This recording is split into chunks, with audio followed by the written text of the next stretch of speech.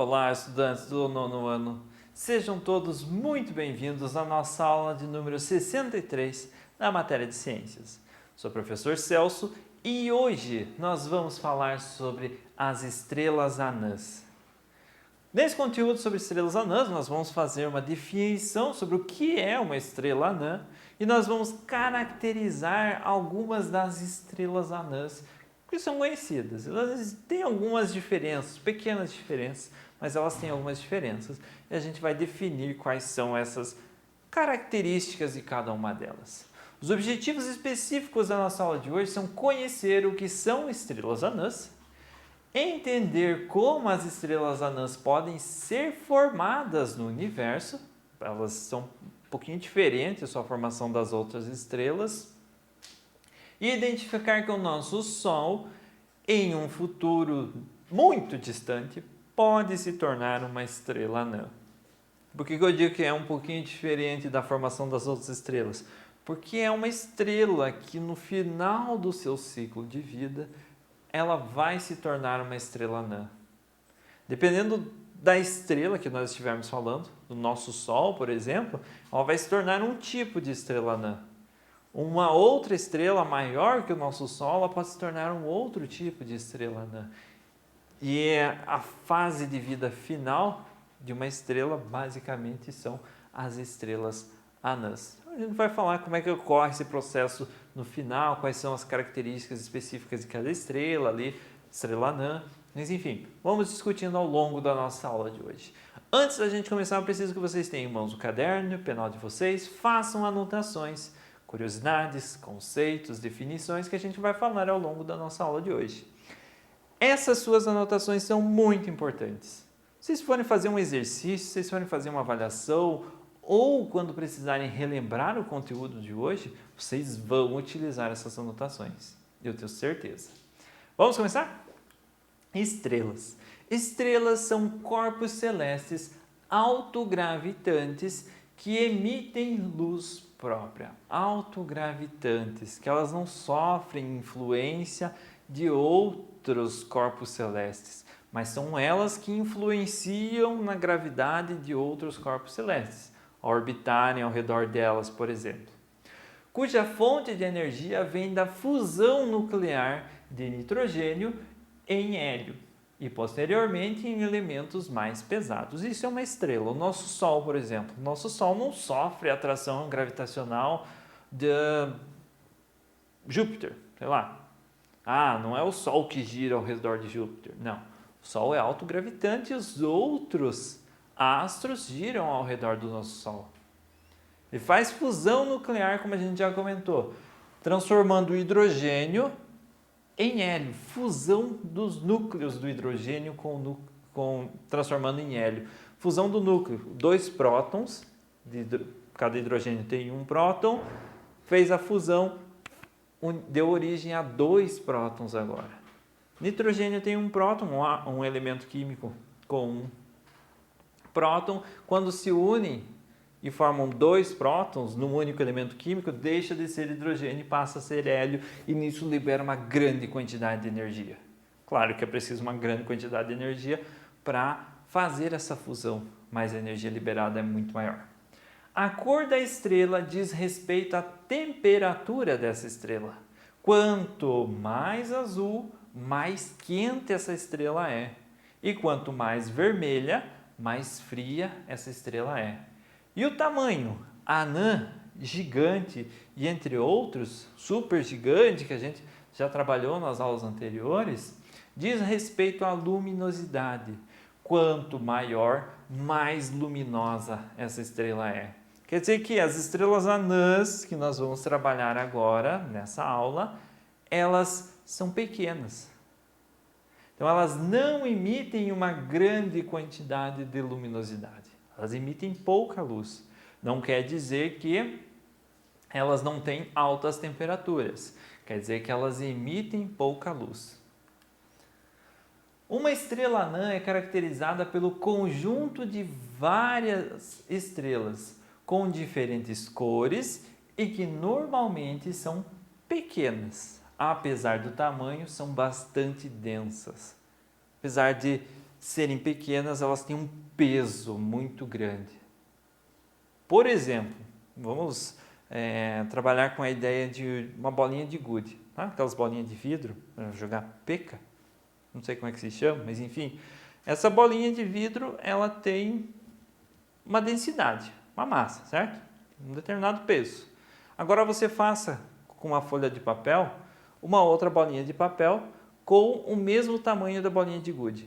Qual das duas é mais pesada? A bolinha de vidro. Quer dizer que a bolinha de vidro é mais densa do que a bolinha de papel. É isso que nós temos nessas estrelas anãs. Apesar de elas serem pequenas com relação ao Sol, por exemplo, elas são muito mais pesadas do que o Sol. Elas são muito mais densas do que o Sol. O astrônomo Subramanian foi o descobridor dessas matérias e que pesam aproximadamente 109 quilogramas por metro cúbico. Se nós temos uma caixa que tem 1 metro por 1 metro por 1 metro de profundidade, certo? Uma caixa de 1 metro por 1 metro por 1 metro. Essa caixa, a gente tentasse levantar ela, se ela fosse, dentro dela tivesse uma estrela anã, ela ia pesar 109 quilos. Então, fosse recortar numa estrela anã do tamanho dessa caixa de 1 metro por 1 metro por 1 metro, esse pedaço da estrela anã ia ter 109 quilos. Ele ia ser extremamente pesado, porque ela é extremamente densa, ela tem muita matéria comprimida ali. Vamos falar um pouquinho sobre essas estrelas anãs, os vários tipos de estrelas anãs. Nós temos a anã branca, que é um dos estágios finais possíveis do ciclo de vida de uma estrela. Tá? Possíveis. Por que possíveis? Lembram que numa aula passada a gente comentou sobre os buracos negros? Buracos negros é um dos estágios finais de uma estrela. Estágios finais possíveis do ciclo de vida de uma estrela. Uma estrela ou ela pode colapsar e virar um buraco negro, ou ela pode se condensar, se comprimir e virar uma anã branca.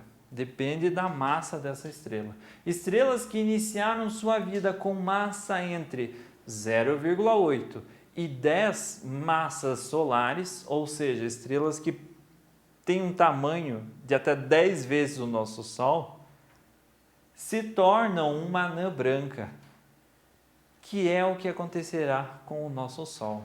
O nosso Sol e outras estrelas que têm até 10 vezes o tamanho do nosso Sol vão se tornar uma anã branca, que em comparação com o nosso planeta Terra tem um tamanho bem parecido. Então o Sol vai ser reduzido, vai ser comprimido ao tamanho do planeta Terra quase. Por isso que ele fica tão denso, por isso que ele fica tão pesado. Quando o combustível da estrela acaba, ela libera a maior parte do material externo em uma nebulosa planetária. E a parte que sobra, o núcleo dessa estrela, se torna uma anã branca extremamente quente, com temperatura superior a 100.000 graus Celsius. E durante alguns bilhões de anos, não estamos falando de pouco tempo não, estamos falando de bilhões de anos, lembrando que a Terra teve origem há 4,5, 4,6 bilhões de anos atrás. Antes, muito antes dos dinossauros, enfim. Então, é muito tempo, bilhões de anos. Ela vai esfriando até se tornar uma anã branca. Então, ela estava extremamente quente. E ela começa a ir perdendo esse calor, até se tornar o que nós chamamos de anã branca. As anãs brancas têm tamanho inversamente proporcional à sua massa, ou seja, quanto menor uma anã branca, mais massiva ela é, mais pesada ela vai ser, porque mais comprimida a matéria vai estar. Uma anã branca comum possui aproximadamente metade da massa do Sol e tamanho um pouco maior do que o da Terra. Então, um pouquinho maior do que o nosso planeta. Sua densidade é 200.000 vezes maior do que a da Terra, ficando atrás apenas dos buracos negros e das estrelas de nêutron. Lembrando que buracos negros têm uma densidade absurda. É muita matéria comprimida num pequeno espaço, o que gera uma gravidade extremamente grande que é capaz de absorver até a luz. Até a luz. Não sai de nada lá, de tão forte que é a sua gravidade. Aqui nós temos um objeto também extremamente, um corpo celeste extremamente denso, que perde apenas para os buracos negros e as estrelas de nêutron. Aí nós temos as anãs marrons. As anãs marrons são objetos subestelares com tamanho entre um planeta gigante, como Júpiter, e uma estrela pequena. Então eles não são considerados um planeta porque são muito maiores que um planeta, e não são considerados uma estrela porque são um pouco menores do que uma estrela. Então são objetos subestelares, que têm massas entre 10 vezes e 90 vezes a massa de Júpiter. Júpiter é o maior planeta do nosso sistema solar. E as anãs marrons, elas têm entre 10 vezes o tamanho desse planeta a 90 vezes o tamanho desse planeta. Então elas são relativamente grandes, principalmente quando comparadas com as anãs brancas e os outros planetas. Mas elas não chegam a ser uma estrela porque não tem o tamanho necessário para ser uma estrela. Elas não possuem massa o suficiente para produzir energia por fusão nuclear. Outro motivo delas não serem consideradas estrelas. Elas não conseguem produzir energia através de fusão nuclear. Ou seja, não tem uma gravidade muito grande nesse corpo celeste, nessa anã marrom, capaz de fazer com que os seus átomos se fundam e liberem energia. Elas não são capazes disso, como as estrelas fazem. Então, a pequena quantidade de energia que elas emitem vem do calor armazenado nelas durante o colapso da nuvem de gás de onde elas se formaram. Lembra das nebulosas que formam as estrelas lá, que vão se agregando, vão formando as estrelas, os planetas, a gente já comentou?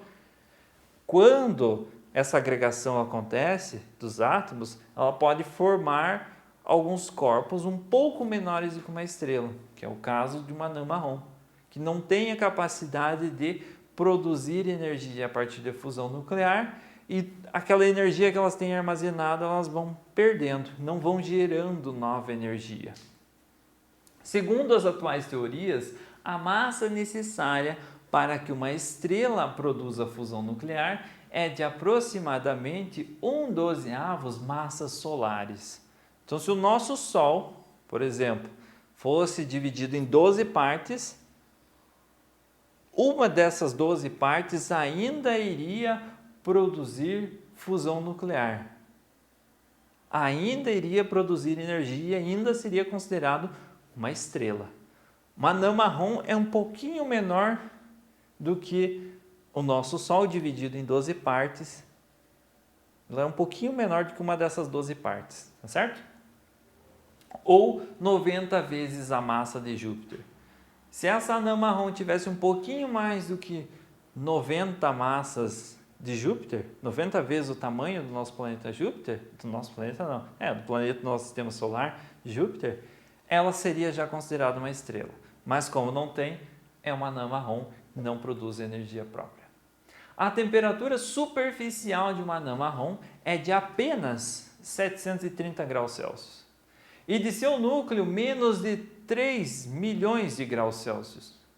Pois é a partir desse valor que a fusão nuclear começa a acontecer. Então nós precisamos de uma temperatura extremamente alta, maior do que 3 milhões de graus Celsius. É difícil até da gente imaginar esse valor. Mas a partir desse valor é que começa a ocorrer a fusão nuclear. E dessa fusão nuclear libera mais energia, que faz mais fusão nuclear, que libera mais energia, e a partir daí uma estrela começa a consumir o seu combustível e também começa a caminhar até a sua morte, porque uma hora ela vai consumir todo o combustível dela e ela vai virar uma anã branca, como a gente já comentou. Como são estrelas pequenas e de baixa luminosidade, são muito difíceis de observar. Estrelas anãs marrons. Elas vão perdendo energia, não vão mais liberando luminosidade, então fica difícil de você encontrar isso no meio do espaço todo. Apesar disso, seu estudo é de extrema importância, pois são fortes candidatos a fazerem parte da matéria escura, que não é assunto para nós discutirmos agora, vamos discutir um pouquinho no ensino médio, que não interagem nem com a luz, nem com a matéria, apenas gravitacionalmente. Por isso somos capazes de especular sua presença no universo. Como assim elas interagem apenas gravitacionalmente? Ao redor delas, outros corpos celestes estão orbitando, ou estão sofrendo uma deformação na sua órbita devido a ela. Eles deveriam orbitar nesse sentido, fazendo um círculo perfeito ao redor da estrela que eles estão orbitando, mas graças a uma anã marrom aqui, ela se desvia um pouco da sua órbita e ela não fica redondinha. Ela fica bem elíptica ao redor dessa estrela devido à interação gravitacional exercida por essas anãs marrons. Existem outros tipos de estrelas anãs, estrelas anãs, mas a gente não vai discutir sobre eles na nossa aula em virtude do nosso tempo. Espero que vocês tenham gostado da nossa aula de hoje. Se ficou alguma dúvida, retoma o vídeo, assiste novamente, faz as pausas necessárias para as anotações e nos vemos na nossa próxima aula.